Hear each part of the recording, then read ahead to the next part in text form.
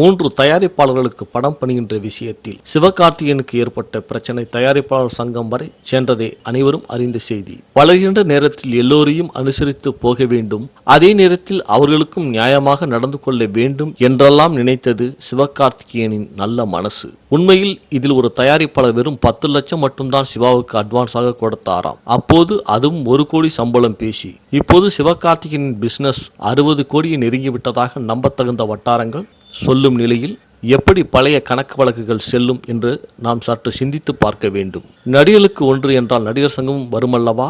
ஏற்கனவே மீடியாக்களுக்கு பேட்டியளித்த விஷால் சிவகார்த்திகேயன் பிரச்சனையில் நடிகர் சங்கம் தலையிட்டு அவருக்கு துணை நிற்கும் என்றார். இந்த நிலையில் ஐயா சாமி இதுதான் அந்த உதவியா என்று சிவா வட்டாரம் ஜர்க் ஆகிற அளவுக்கு கொண்டு வந்து விட்டாராம் விஷால். என்னதான் நடந்தது?